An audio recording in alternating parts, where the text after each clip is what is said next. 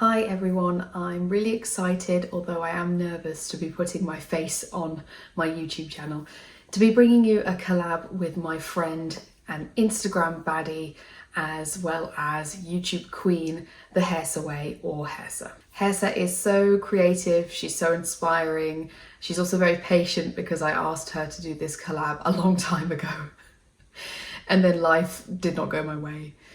She's a natural born presenter on YouTube. She makes great content, so please give her a follow on both platforms if you haven't already done so.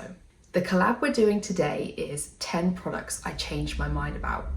The reason why I created this idea was I thought that if you've used a product for a certain amount of time and your opinion has changed about it, chances are you've used it a lot and can therefore give a very in-depth review. Most people's, I would say, first impressions of a product can only take you so far. So I wanted to explore this topic because I have some products in my collection where they've changed for the better, or some products where the more that I've used them, the more my opinion about them has changed for the worse. So I've broken down the categories into eyes, lips and face, and there's about 3 or 4 to get to 10 products in each category. So let's get started with eyes first. 2 things I want to say before I get into the main section of the video is that I live on a train line, so you will hear some background noise and the footage may be cut at weird points, just so you don't have that as a disturbance. The second point is that a lot of the products that I'm referring to, I've already made content in reference to that on my Instagram page. So where possible, I will link that content in the description so you can see what I've already said about it. We're going to start with a product that I could probably make a whole YouTube video about if I had the time or I thought anyone would watch it. And it's the Eldridge eyeshadow pencil thingy in Renaissance Gold, which is their brown shimmer. And you may think, oh, you've basically used it up. That means you really like it. No. So when I started with this product, using this product, I really tried to follow the brand's guidelines in terms of put it over the lid and smudge it out or put it in the waterline. It doesn't smudge out well, it smudges out patchy, and it has poor longevity on the eyelid. And it has poor longevity and doesn't stick in the waterline. I therefore started using it just on the, the lash line. So not in the waterline, but next to the lashes. And that's how I've used it from then till now. So I'm nearly done with it. Is it a nice color? Yes, it's quite cool toned, which suits my personal preference and my skin tone. But unfortunately, it didn't do what it was marketed for, and also the packaging is pretty bad. This bit at the bottom, I don't know what that's called, but this falls off, and the lid to it is also too loose, so that often falls off. I have to really jam it to make it fit and stay on, and then it's a nightmare to pull off. So in terms of how my feelings have changed about this product, it went from fine to really not very interested in this and simply using it up for the sake of using it up. I'm still going to try perhaps the matte ones rather than the shimmery ones, but this one was a big swing and miss for me. So the next product is the Jones Road Pencil in Black, and this is an instance where it being nearly done shows how much I like the product. I actually looked it up before I started filming this YouTube video, and I've had this eye pencil for 8 months and I've used it almost every time I've done my makeup.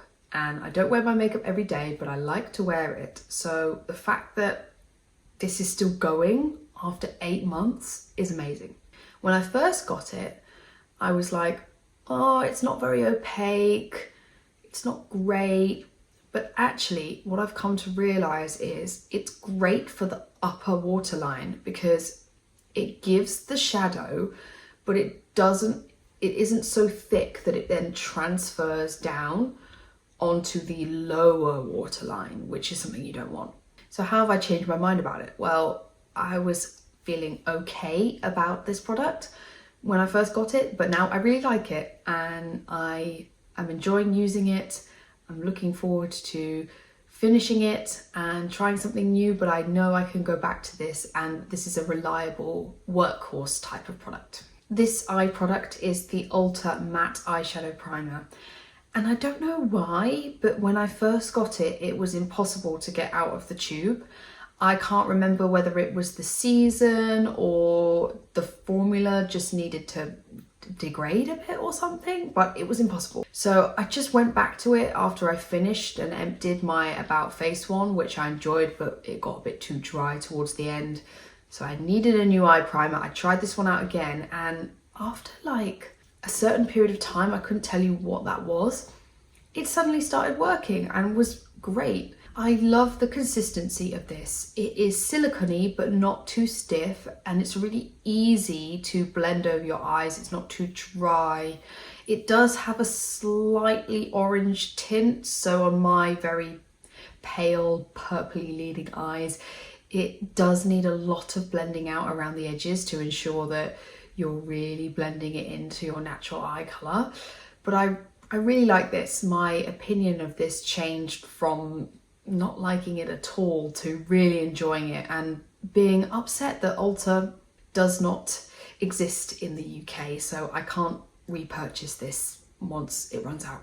I'm holding it like this because I'm really scared that some product is going to come out. If you know me from my Instagram content, then you may know I have some indie single shadows. So of course I wanted to include one indie single shadow that I changed my mind about. And this is Bismuth by Lethal Cosmetics. I'm going to put the shadow down now just because I don't want to get too excited and accidentally throw some out, but it's repanned and it's a very loose formula, so chances are this will go down my arm like Salt Bae if I'm not careful. This is a silver holo. I will see if I can insert some b-roll if I understand how to do that on my editing software. And when I first got it, I hated it, and I still don't really like it, but I don't hate it anymore. And the reason why I hated it was because the fallout is immense, and wherever the particles stick on your face, they don't lift off your face, they just move around on your face. So you can be wiping and wiping and wiping with a makeup wipe, and all you'll do is move the fallout from one side of your cheek to the other. It's not cute. However, I do think that it does have a lesser rate of fallout with certain glitter glues. I couldn't tell you which ones. I just have noticed that when I've been using this, every now and then, I don't get too much fallout. And for a holo, it is very nice. I have mixed feelings about holo eyeshadows. My Instagram followers will know I don't like a lot of them, but this is a holo that I actually do enjoy and I do reach for every now and then. So my opinion about this product has gone from we don't know her to it's fine. It's fine. This face product is the Apieu Juicy Pang Jelly Blusher PK01, and I think it's in Plum.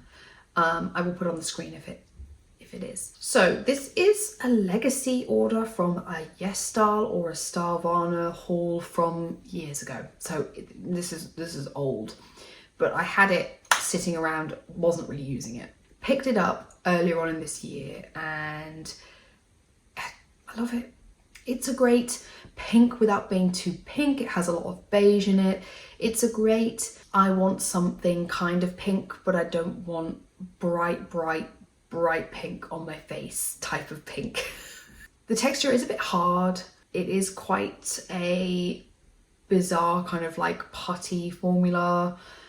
It's more of a dig in with your fingers type formula than a brush formula, but nonetheless I really like the colour of this. So my opinion of this changed from I had forgotten about this to I really like this. This is good.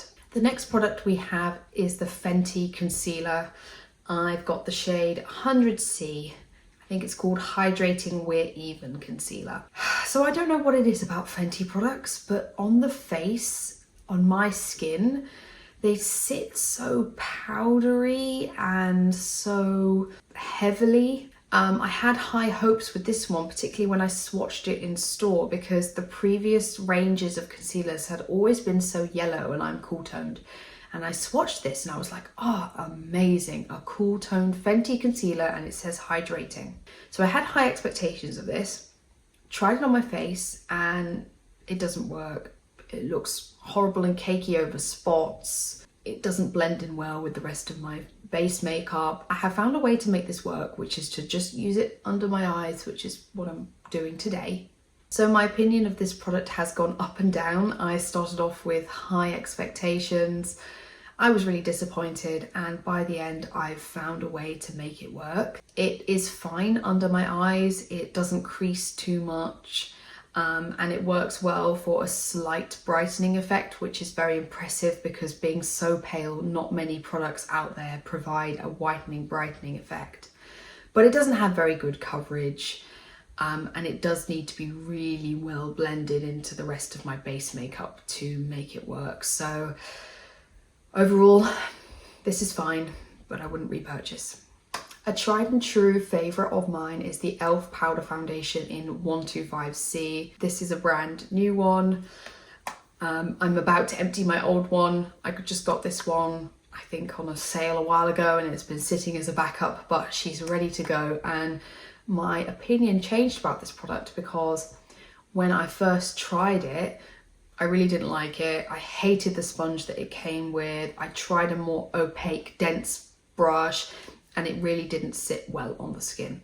This product works great if you use a fluffy brush with diffused bristles and you kind of tap the product into your skin rather than dragging it or using anything too dense. I'm wearing it now. I can't pretend to be an expert makeup artist or anything like that, but I love it for mattifying. The previous compact lasted for a long time. The shade match on me is good too. It doesn't oxidize. So my opinion of this changed from being really disappointed and upset to loving this product. So I already shared my thoughts about the Fenty lip liners in an Instagram reel where I basically said how disappointed I was in them. So you can go check that out. But in essence, I had high hopes for these products in terms of the shade range and the longevity. And I do still like those things about the lip liners, but having used them for a significant amount of time now, I am disappointed, particularly because of the packaging. So here is a consequence of the bad packaging. The first is that the caps don't stay on the pencil, so they fall off. The second is that because this is in a sharpen format rather than a retractable format, a lot of the product will stick up out of the top of the pencil. And because this is a really soft formula, you get what's happened in this pencil. I hope you can see where the product has been just completely pushed and misshapen from it falling on the floor, which is what happened when I got these out of the drawer to film this video. So you can see of these four that peanut butter is my most used. That's the warm toned mid brown. That's just because warm tones are more everyday and wearable. You know what I mean in the context of those words. But other than that, I really haven't reached for these others like I thought I would, given that the shades are really nice, and that's because the packaging is really problematic. I've also come to sharpen these before and the product has broken off in the bin, so you're wasting so much pencil just from sharpening it, whereas if this was in a retractable formula, you wouldn't have to worry about that in the first place. As much as they have good longevity, the packaging is so fussy. I know I couldn't travel with these, and I'd just be afraid that they'd be messing up everything inside my makeup bag. So my opinion of these liners before purchase was excitement, upon purchase was kind of ambivalent, and now I've tried these for a certain amount of time, I can say, unfortunately, as long as this packaging stays the same, I wouldn't recommend them, and I have been disappointed with how they've performed. So this is the Peripera Ink Mood Matte Stick in 12 Hip Brown. I looked at the product photos for this on YesStyle, and We've all been there with products where we think they are cool toned or neutral toned and we get them and they are more warm toned than we're expecting. This product, I did think it would be more brown and it is more of a rosewood. However, having used it, I actually really like it. I thought this would just go in my like dusty drawer of products that I don't really use. But it's nice. It isn't particularly brown, but the pink that it does have adds some like warmth to it and some neutralness to it. Here's a swatch of it. I don't feel like that accurately shows what it looks like on the lips. And even in this light, it's reading as quite warm toned and quite deep. It's not expensive, so perhaps it's just something you're gonna have to try out for yourself. I do have swatches of this on my Instagram. I did change my mind about this product because I initially dismissed it and then I tried it and now I really like it, and I think it's quite an underrated product. You don't hear many people talking about it. This lip product is something I don't think I would have ever bought for myself. I was gifted to it by a friend who has a more neutral, warm leaning undertone and therefore thought this would suit me more. And now I have it, I really enjoy it. It's the Lisa Eldridge Velvet Bloom lipstick, and this is still available at Selfridges. I think it may have been a Selfridges exclusive shade. So in a weird way, I thought I would reach for ribbon more this year, but I've actually been reaching for bloom more because the pink element to it makes it more wearable and kind of less dramatic than the blue red of ribbon. I did not see myself at all reaching much for pink lip this year. Anyone that knows me knows I'm way more of a brown lip girly, but this one really pleasantly surprised me. So here's a swatch of Bloom next to the Ink Mood matte stick. I actually think as well it might be a little bit more creamy than ribbon, and therefore less fragile, because you may know, but the velvet ribbon formula is very fragile and can break, and I'm not as delicate with Bloom and I've never had any breakage, so it's a good addition to my collection. So my thoughts about this changed from neutrality, let's just see if I use this, to really liking this. So it's still available at Selfridges for anyone that wants to try a bright pink lipstick that perhaps isn't as fragile and delicate as Bloom. If you are still with me at this point of the video, thank you for bearing with me as I try and navigate this scary new world of showing my face on YouTube. Thank you also for taking the time to listen to my thoughts about these products. I would really appreciate it if you could go and check out Hersa's video on 10 products she changed her mind about. Make sure to give her a follow on YouTube and Instagram as well. Hopefully 2025 will be the year of me being more active on YouTube. Thank you, take care, look after yourselves, and I'll see you soon.